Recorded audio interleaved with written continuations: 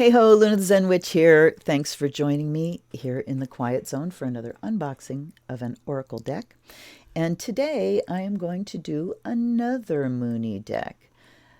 Last week I did Moonology, so if you haven't watched that yet, you may want to. This week we are going to the Queen of the Moon Oracle. So two lunar oracles, and I may do a separate video just comparing the two. In the meantime, just watch last week's video, and then you can watch this week's video. So here we have Queen of the Moon Oracle, Guidance Through Lunar and Seasonal Energies by Stacey DeMarco. The image is beautiful. I keep saying beautiful, beautiful, and it's got the kind of shiny, silvery, glowy letters, which I love. Queen of the Moon Oracle, Stacey DeMarco. It's Rockpool Publishing. And we have the lovely heavy boxes, which, oh, look at that. Okay. When I opened the Moonology, I struggled. It was hard to get the thing open. It fits so tight. Look at this. Ah, I could be like a model. So it doesn't have a sweet little message like the last one did.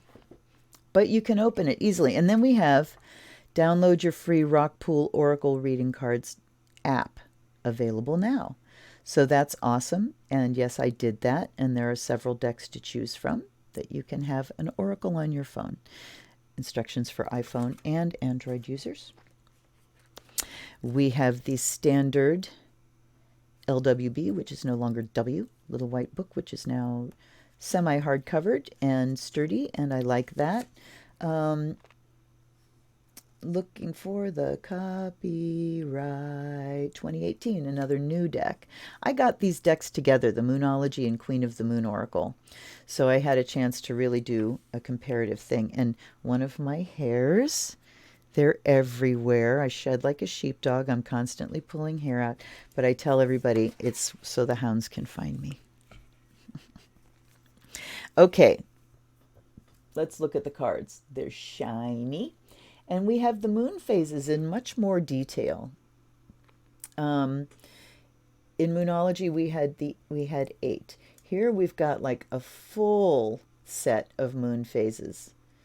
So let's see where we go from that and take a look at the images. We've got the void, dark moon. New moon is new beginnings. Interesting that they're showing a full moon on the new moon card, but hey, whatever. Waxing crescent 1, realization.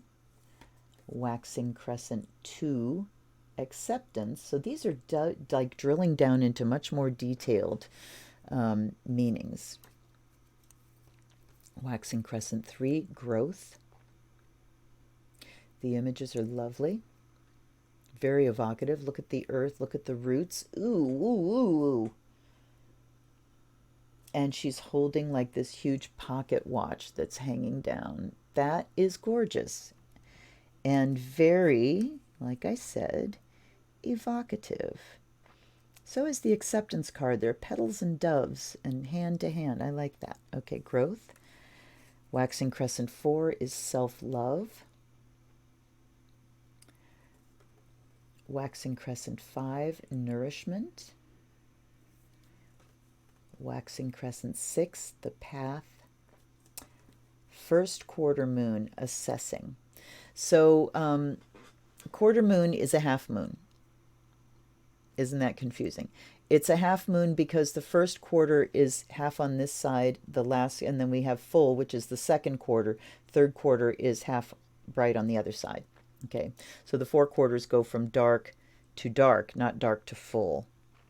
So the half is actually a quarter. When is math not math? I don't know. Okay, so first quarter moon, assessing. Waxing crescent 1, or I'm sorry, waning crescent 1, discernment. Very interesting image there. Looking at her, you know, kind of with her hands around this light, and then there's lots of clouds around her head. So cloudy mind. So discernment is like seeing through the clouds and really seeing things for what they are. Interesting. Waning gibbous 2, fear. So this is waning gibbous, not waning crescent. If I said waning crescent, I'm sorry. Discernment, waning gibbous 2, fear, and wait a minute.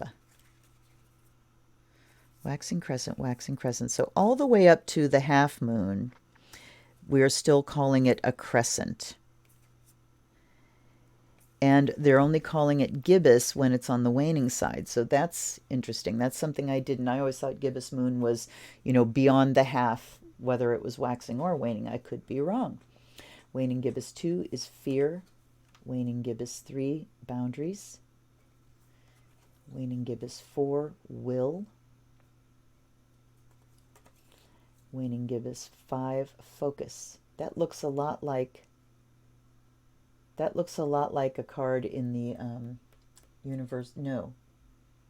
Voyager, in the Voyager deck. I'm going to set that aside because I want to look it up. Waning gibbous is focus. Okay, wait. I am fucked up here. This is waxing gibbous. Oh my God, you guys, I'm fucked up. Let's see. So we have waxing crescent. Oh, that's why, duh, because we're not the full moon. All right. All of those gibbuses were waxing gibbous. So forget all that shit I said before where I confused myself like hell. It just goes to show you. So we're still on our way to the full. So this is waxing gibbous. So yes, the bulging light is gibbous.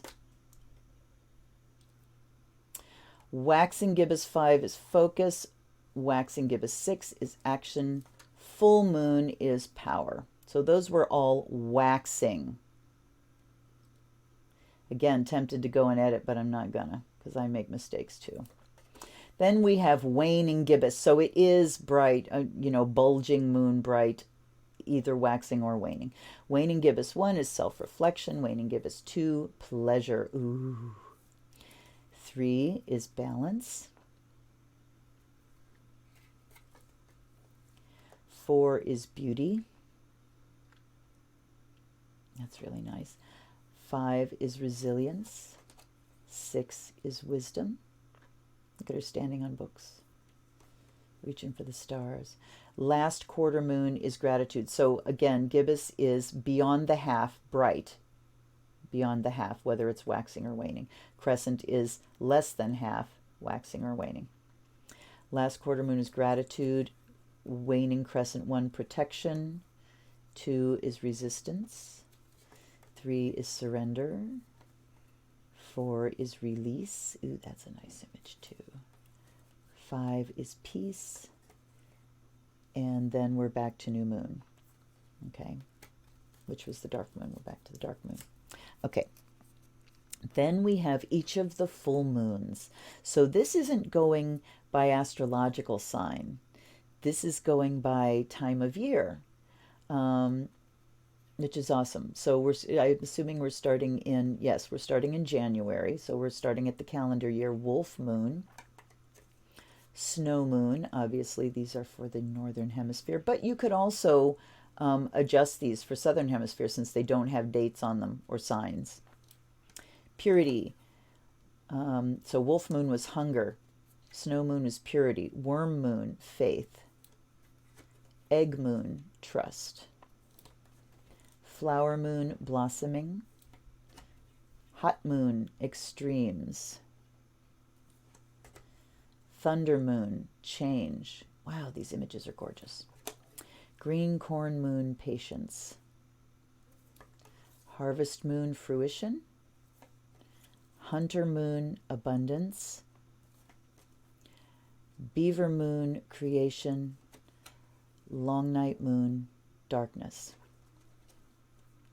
Then we have queen of the moon, sovereignty. Lunar god, the masculine. That's really wonderful that there are masculine and feminine images of the lunar archetype. And then we have the specialties. The blue moon is the unexpected. Supermoon, attraction.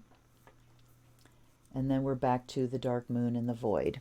So it is a very different deck. It's not doing things astrologically. It's doing it according to the lunar cycle, not the solar cycle. So those names of the moons, we're looking at the lunar year rather than the solar year. When we look at the astrological signs in those full moons, we're looking at it based in the solar year. So, okay, let's go to the book. Stacey DeMarco, Guidance Through Lunar and Seasonal Energies. And again, I love that you could adapt it to the Southern Hemisphere. You could just say, cold moon would be in June instead of, or in July instead of January. Okay. Preference, I've been writing about the moon and the wheel of the seasons for a long time and practicing as a pagan. Someone who practices earth honoring spiritual pathways for even longer. So yeah, you get the pagan wheel of the year there in the lunar wheel.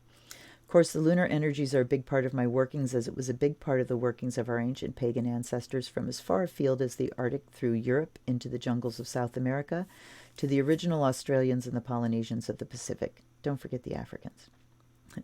Even as a child, I was fascinated by the big orb in the sky.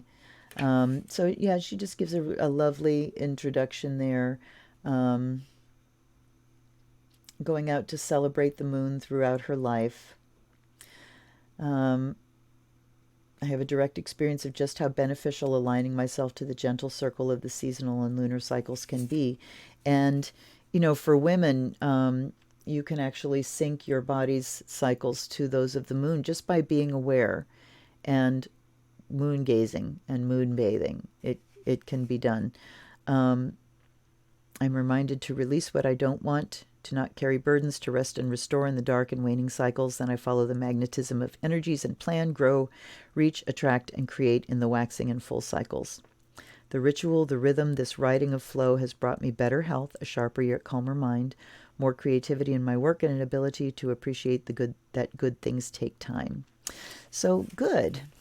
So the introduction then, and what was that? That was a preface. This is an introduction to the deck itself. So below is a summary of the phases of the moon and the influences each phase brings to our conscious and more sensitive psychic selves. Full moon. The moon is full in the sky, full energy, often a time when people find it hard to sleep or sleep extra deeply. For me, the new moon is worse as far as that goes. Dreams are often more vivid and easily remembered. Should you set intentions during this moon, it will give you high impact results and is perfect for attraction spells of any type. Great time to explore finding your true path and purpose in life. Psychic skills are often heightened.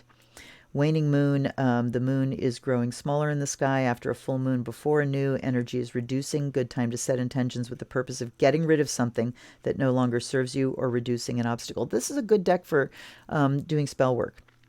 New or dark moon, no moon visible in the sky, traditionally a time of introversion and rest. Good time to set intentions that ask for peace and creative flow. Experienced practitioners can use this deep energy for powerful healing. Psychic skills are often heightened. Waxing moon, the moon is growing in the sky. After a new moon, before a full, energy is growing and expanding. Good time to set intentions with the purpose of growth and moving towards something you desire. Wonderful time to ask for more money, more positive relationships, and better health. Wonderful for prosperity spells. Perfect for asking for bodily vitality, a pay rise, a new job, more recognition. So that's a nice little nutshell thing. Author's notes, I created this deck based on the 27.3-day sidereal cycle, the time it takes for the moon to complete one orbit around Earth. I rounded it up, as many witches do in their practices. However, some readers may be aware of the 29.5-day synodic month, which is the time it takes for our moon to complete one cycle of phases from its starting point, that is new moon to new moon, counting the second new moon. Okay. In astronomy, there are 8 key phases: new moon, waxing crescent, first quarter, waxing gibbous, full moon, waning gibbous, third quarter, and waning crescent. In most witchcraft traditions, the lunar cycle begins on the dark moon, the void, which is why this deck is created the same way. And then how to use the cards. So she's talking about spreading them all out on a table to begin with and seeing which ones jump out at you, which ones are your favorites. Pay attention to those cards. Notice that there are 3 kinds of cards: lunar cycle cards, seasonal lunar cards, and other lunar related. The deck is designed so you can use all of them together for your guidance, or just pull from the lunar alone or lunar seasonal alone. It's up to you. And then she talks about 1 and 3 card divination and has several spreads here for you to choose from. So let's do a cut shuffle. And so 3 cut shuffles. Let's actually see if we can do this kind of shuffle. That was marginally successful. 2. Sorry. 3. And there we have it. Okay. Hunter Moon Abundance. Let's look her up. So let's look at her image. Ooh, she's holding a fox. Look how beautiful that is. There's foxes all over the place. There are also, I see a raccoon. I see caribou. I see squirrels. I see what looks like a bear. No, that's a boar. That is a boar. Okay. So we got ambidals. We got critters. All right, let's look her up. Hunter Moon. Here we go. It's before the beaver moon. Hunter Moon, abundance. Take advantage of this time of abundance. It is all around you. Possibility and opportunity are everywhere. You are open and responsive to the abundance around you. There is enough for everyone. An affirmation, I am abundant and I am surrounded by opportunity. The Hunter Moon is a traditional moon of plenty. It is when game was at its most plentiful so that people would not go hungry. The moon was large and bright in the sky, and in some cases deep orange, and there was a great deal of light to go hunting well into the evening. Our ancient ancestors couldn't just go off to the supermarket to buy what they needed to eat. Meat didn't come on trays wrapped in plastic. Eggs were gathered. Warm clothing was made from skins of the same animals that were hunted for meat. Nothing was wasted. This abundance was part of a cycle just like any other. It wasn't present all the time. So this time of the year was to be taken advantage of while the going was good. The barrenness of winter would soon return. Hunters had to be prepared. They had to have their weapons ready and their tracking skills honed. As modern people, we are less used to these natural cycles of plenty and barrenness because most of us have stepped away from growing food and the natural environment. However, these cycles are still there, even if we are not a part of them consciously. This moon normally rises in October in the northern hemisphere, and so was before the winter snows. Companion stone or metal, citrine. So yeah, you get that. You get a nice description of the card. You get an affirmation, and you get a stone or a metal. So she did a lot with like describing what the moon is, but not a lot. Well, yes, take advantage. So there's the advice comes up front, and that's a good thing. So right off the bat, you get the advice. Take advantage of the abundance, possibility, and opportunity are everywhere. You're open and responsive to the abundance around you. There is enough for everyone. And then there's the description. So yeah, I do like the meanings. These are a little bit easier to handle than the Moonology deck. Maybe. I mean, it's pretty equal. There are more. How many of these are? How many cards are in here? It do not say. Wait, 19. Yes, there are 44 cards. That's kind of standard for some decks. So, oh, and I didn't read the back. Humans have always connected to the mystical power of the moon and the energy of the seasons. This beautifully illustrated Queen of the Moon Oracle allows you, the modern seeker, to plug into these, the most primal energies of all. Requires a full moon cycle of lunar features. God damn it, I can't read or talk. Features a full moon cycle of lunar images, each gorgeously rendered and able to be used as stunning circular altar displays.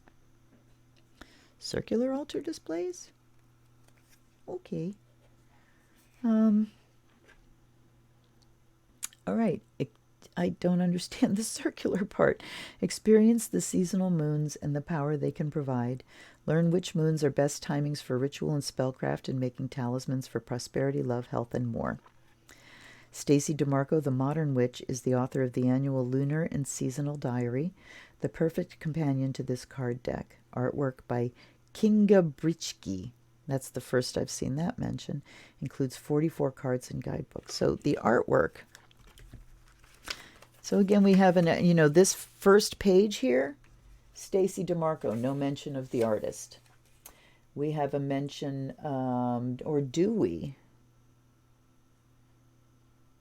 Oh my God. So this copyright page, oh, there we go. Copyright text, Stacey DeMarco. Copyright artwork, Kinga Britschke. But nowhere in here did I see like a statement from the artist. I don't understand how somebody could work closely. And then at the very back of the book, we get about the illustrator. So let's read about the illustrator, shall we? Kinga Britschke is a Hungarian artist who has lived with her American husband and son in the United States since August 1995. Apart from her wonderful family, she has two big passions in life, art and linguistics, and teaching both. Although possessing a degree in fine art, she began her career as a language teacher and went on to gain a master's in bilingual education. Kinga has been involved with digital art for many years, working with Photoshop and other Adobe products since 2002. She creates commercial graphics for many clients, which she enjoys immensely. Her works are regularly published in Industry Standard and other magazines such as Advanced Photoshop, Photoshop Creative, Practical Digital Studio. One of her images, Midsummer Night to Tanya, was chosen as part of Adobe's official marketing campaign for their Creative Cloud project. Appearing on Adobe's website posted, she's also had her works published in digital art. Kinga loves surrealism, magical realism, and dark whimsy, creating story pictures. Figurative pictures with seemingly realistic elements that often result in surrealistic, mysterious images with lots of layers of meanings. For more of her works, please visit, and there's her website. So, I mean, I have to think about, say I'm an author of a deck and I know exactly what each image is supposed to look like, and I translate to that person and I pay them up front for their graphic work. And do you have an agreement with them where they don't get any of the royalties and you're just paying them for graphic work, and that's what describes it? It's not a true collaborative thing, possibly. Huh. Oh well, that's the choices they make. I'm not going to criticize anymore. Sorry, Virgo brain. So anyway, I do like the deck. I kind of, in using these just as oracles, I am a little more partial to this one than the Moonology. This seems to have a little more in the way of advice to give. So Queen of the Oracle, check it out. Thank you for hanging with me. This is the Zen Witch, and please like and subscribe and click your notifications. I put out new tarot videos every Monday, new oracle unboxings every Friday, and a lot of random stuff in between, with lots more to come. So again, thanks for hanging out with me in the Quiet Zone. I will see you next time. This is the Zen Witch. Blessed be.